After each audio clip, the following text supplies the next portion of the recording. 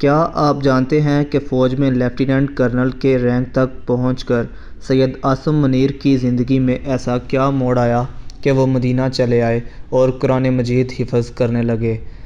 کیا یہ بات بھی درست ہے کہ کپتان عمران خان کے سسرالی مانیکا خاندان کی کرپشن کو ایکسپوز کرنے اور سچ بولنے پر وزیر اعظم عمران خان نے جنرل عاصم منیر کو ISI کے DG کے عہدے سے فارغ کر دیا تھا اور پھر عمران خان نے جنرل فیض حمید کو نیا DG ISI لگایا؟ اور آرمی چیف لگائے جانے سے پہلے جنرل عاصم منیر احمد کے لیے ڈارک ہارس کی اصطلاح کیوں استعمال کی جاتی رہی؟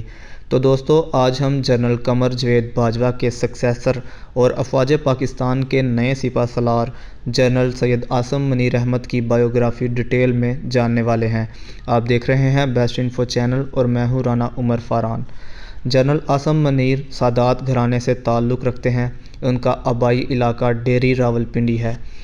سید عاصم منیر کے والد اکرام منیر ٹیچر تھے۔ یاد رہے کہ سید عاصم منیر پاکستان کے وہ خوش قسمت جرنیل ہیں جو بطور لیفٹیننٹ کرنل سعودیہ عرب میں سروس دیتے رہے۔ آپ کو یہ جان کر حیرانی ہوگی کہ جب وہ مدینہ منورہ میں مقیم تھے تو انہیں قرآن مجید کو حفظ کرنے کا شوق ہوا اور یوں انہوں نے کچھ عرصے میں قرآن کو حفظ کرنے کی سعادت حاصل کر لی۔ یاد رہے کہ جب سید عاصم منیر حافظ قرآن بنے تو اس وقت ان کی عمر 38 برس تھی۔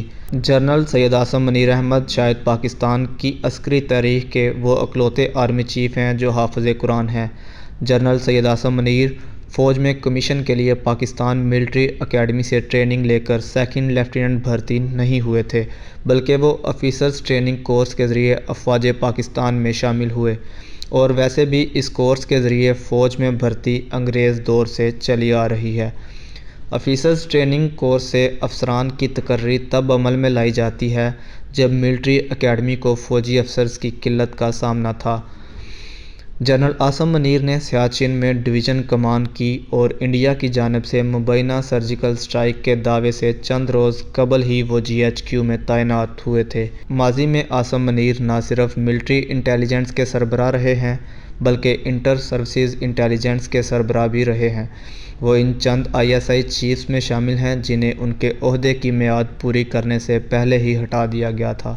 عاصم منیر کو اکتوبر 2018 میں ISI چیف مقرر کیا گیا تھا۔ انہوں نے خفیہ ادارے کے سبکدوش ہونے والے سربراہ لیفٹیننٹ جنرل نوید مختار کی جگہ لی تھی۔ جولائی 2018 کے انتخابات کے وقت وہ ملٹری انٹیلیجنس کے چیف تھے۔ وہ فوج میں ایک صحت افسر کے طور پر جانے جاتے ہیں۔ چنانچہ جب بطور ISI سربراہ انہوں نے تب کے وزیر اعظم عمران خان کو ان کے سسرالی مانیکا خاندان کی خواتین و حضرات کی کرپشن بارے آگاہ کیا تو خان صاحب نالاں ہو گئے اور انہیں عہدے سے ہٹا کر جنرل فیض حمید کو نیا ISI چیف بنا دیا۔ تب عاصم منیر کو عہدے پر تعینات ہوئے صرف 8 ماہ گزرے تھے۔ یہی وجہ ہے کہ انہیں عمران خان کی مخالفت کا سامنا ہے۔ سید عاصم منیر احمد کو ستمبر 2018 میں 3 اسٹار جنرل کے عہدے پر ترقی دی گئی تھی، لیکن انہوں نے 2 ماہ بعد چارج سنبھالا۔ اس طرح لیفٹیننٹ جنرل کے طور پر ان کا 4 سالہ دور 27 نومبر کو ختم ہونے کو تھا۔